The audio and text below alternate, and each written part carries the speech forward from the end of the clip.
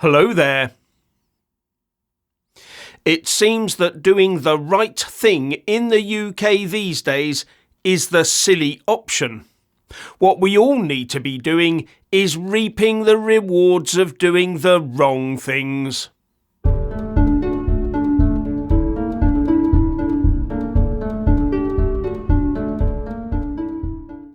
This perfectly sums up broken Britain.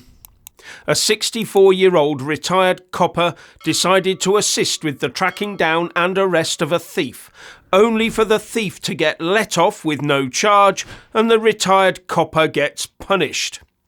It seems that the authorities believe that the thief should get an honour and that the copper should get imprisoned, like the postmasters. So what happened? Well, basically a retired Transport Police Detective Constable, Norman Brennan, who founded the Protect the Protectors campaign, calling for better protection for police officers, something that now allows police officers to carry side-handled batons, stab vests and CS spray. He confronted a shoplifter outside of Sainsbury's in Twickenham Green, southwest London. The shoplifter fled and Brennan followed him in his car, keeping in touch with the 999 call desk. He then helped with the arrest, then went back and recovered the stolen items, bottles of wine, from where the thief had stashed them. So the perp was not trying to feed a starving family.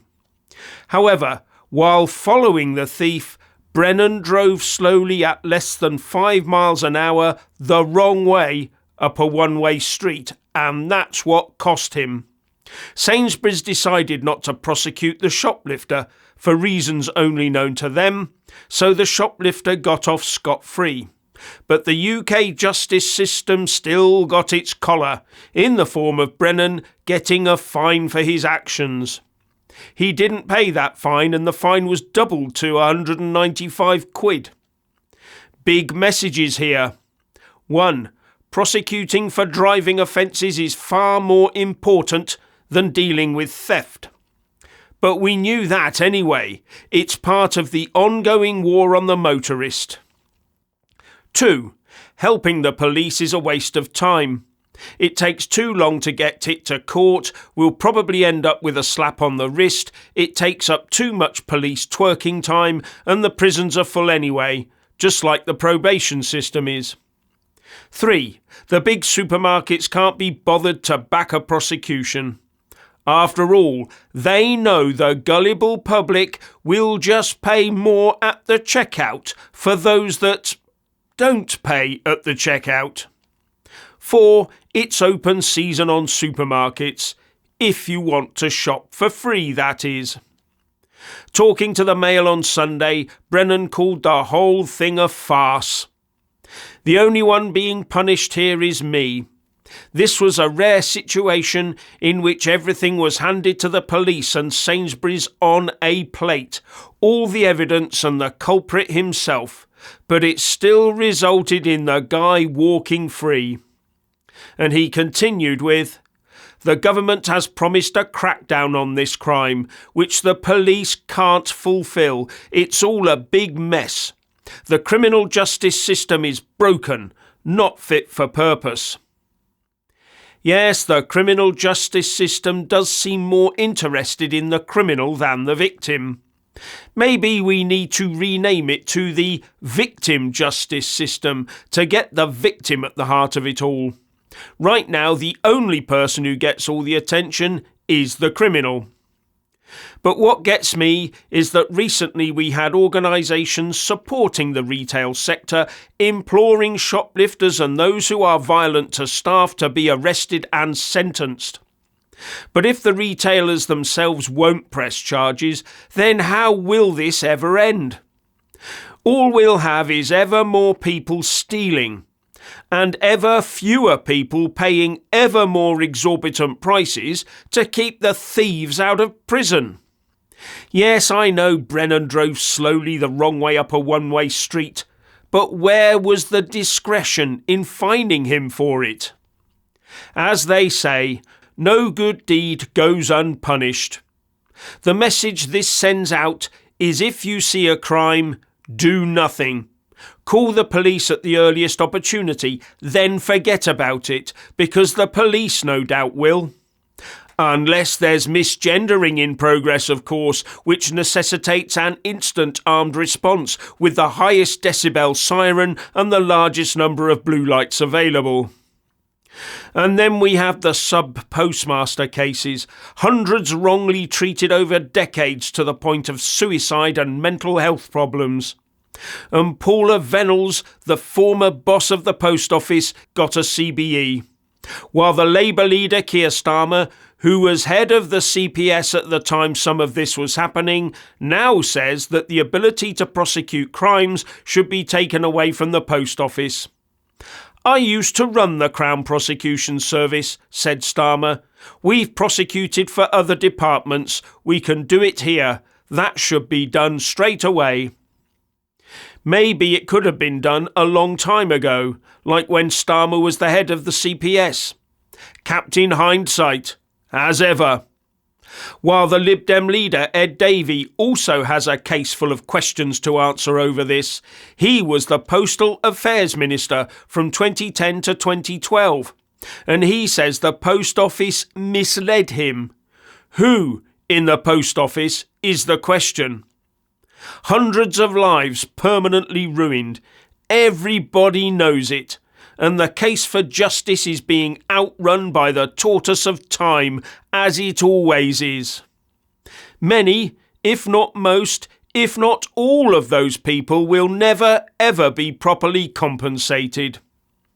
So many people in this country trying to do the right thing while being forced to tolerate and pay for those that couldn't give a hoot.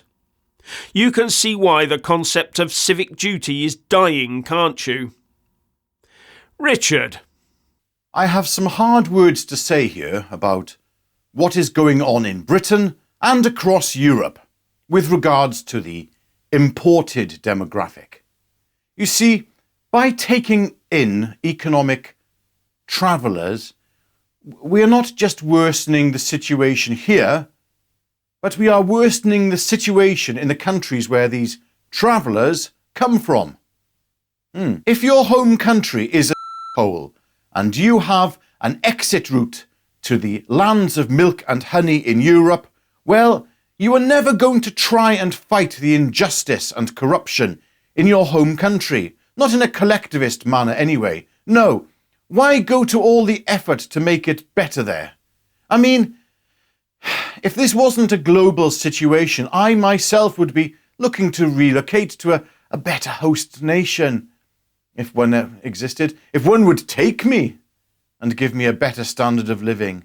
Why would I want to make things better in my own country and risk my life doing so when the option for a better life elsewhere was there, handed to me on a plate? We can't blame these people for wanting to enter our countries, because we would do exactly the same. And you know what? We have let them down. Yes, I did say that. We have just let them down as we have let them down our own people. You see, I don't care where someone comes from and what their belief system is. Okay, I do care about what their belief system is. It's just, as long as they leave that belief system, one in particular, at the door when they enter this country. Welcome to a land where Christian values make up the law. Abide by the law, or it won't be fun for you here.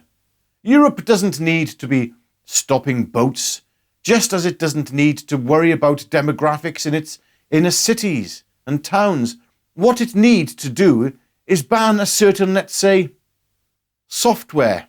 And instead, it fully needs to reconnect with its Judeo-Christian heritage, and do so with a wooden stick. Don't like the heritage and Christian beliefs of this country?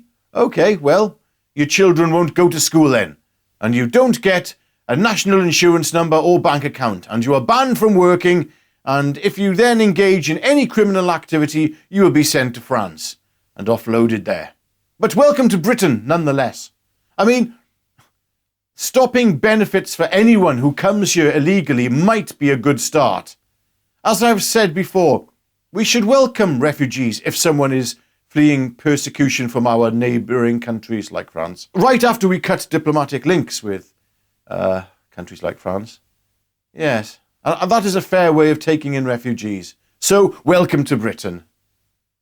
What can you contribute? Oh, nothing. Don't like the 2,000 years of Judeo-Christian values that built Britain? No? Oh well. Best you go somewhere that you feel more at home, that resonates with your own value system. Yes. Anyway, what do you Malcolms and Marys think about what has been said in today's video? Leave your mumblings and your bumblings in the comment section below for Jeff and I to read. And get yourselves over to our locals page and sign up.